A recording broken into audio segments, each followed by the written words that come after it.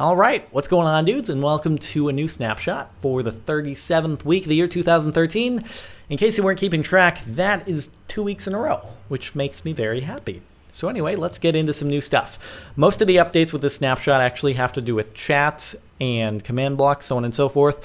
But as far as tangible objects go, there is one big, and I will emphasize the big part, change with portals. So now you can actually make portals ranging in size from what they were previously, just a normal portal, all the way up to very, very big. So I think the maximum size is 23 blocks by 23 blocks, of which actually none of these portals are even very close to. So this is 1, 2, 3, 4, 5, 6, 7, 8, 9, 10, 11. That's 11. So you can basically make it double the size. Actually, I don't know for sure if that number includes the corners, but probably not, because you don't actually need the corners to make a portal. Anyway, this actually has somewhat of a functional use as well, because on top of just aesthetically being able to make a very large portal, if we go in, I think, which one have I already gone into? I guess it must have been this one. That's the only way that the big man could have been there.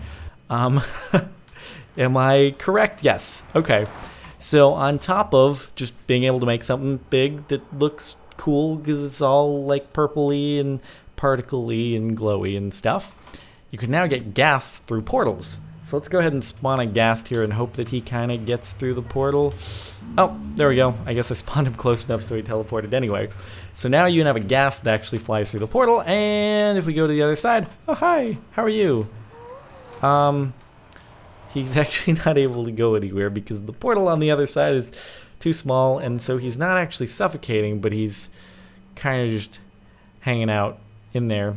So perhaps if you actually want a ghast to like go through and be free to rain destruction in the overworld, you might want to make the receiving portal on the other side bigger, which you can actually try. Oh, nope, that kind of freed him up, but you know, you get the idea. Let's go back so I get back to where I was. Anyway, you can now send gas through portals. That's what floats your boat. So yeah, on top of just being aesthetically pleasing, I suppose, there is that sort of functionality to it. And also, if you use flint and steel on the sides, you can also light it up as well. I think for square portals, you have to do it on the bottom. This one is a square one right here, so let me test out for sure.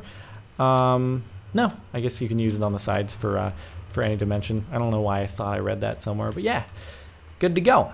So that's new with portals. Now let's move on to something that it's a change with both command blocks that will segue on over into a chat update.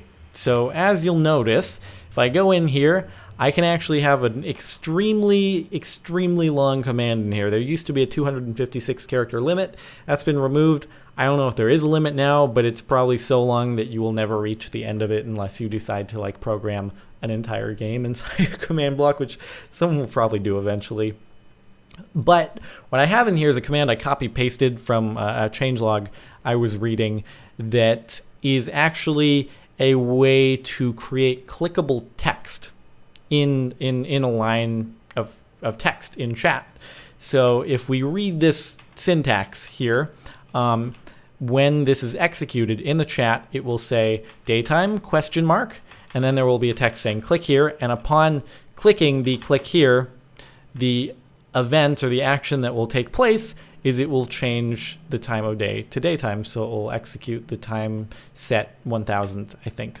And then nighttime text, and then when you click that text, it will execute nighttime. So let's go ahead and try this out. If I click the button, then we have a line in our text chat, and we can click daytime if we want to set it to day, but it's already day, so for the sake of making a more dramatic change, we'll click nighttime, and all of a sudden, hey, it's nighttime, which is pretty freaking cool. Then if we want it back to daytime, we can click, or actually just for proof of concept, it is indeed nighttime, the moon is rising, and then we can click daytime, and voila.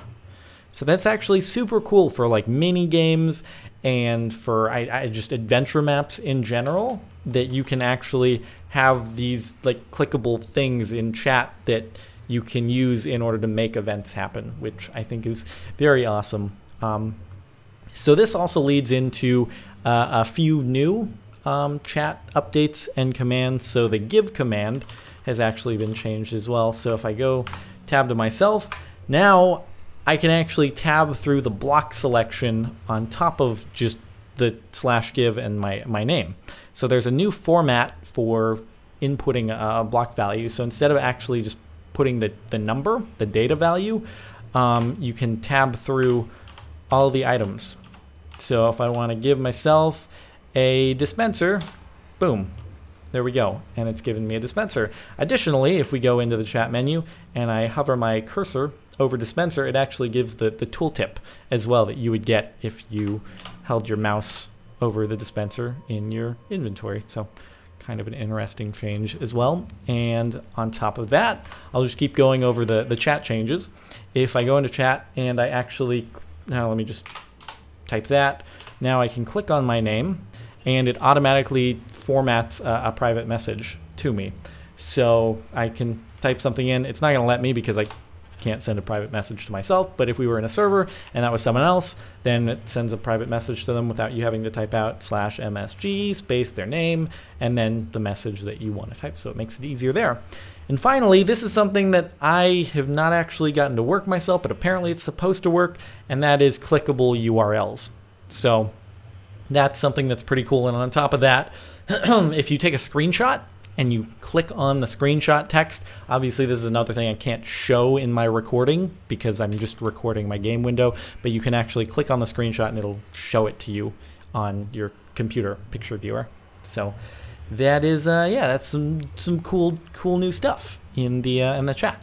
And then finally, on another command-based system, obviously this has to do with chat as well. So continuing on, this is similar to the spawn entity command, except it was added because there were some funkiness with like spawning blocks with the spawn entity and having them be like falling sand in order to place blocks down. Anyway, this was made to ease that process. So there is a command.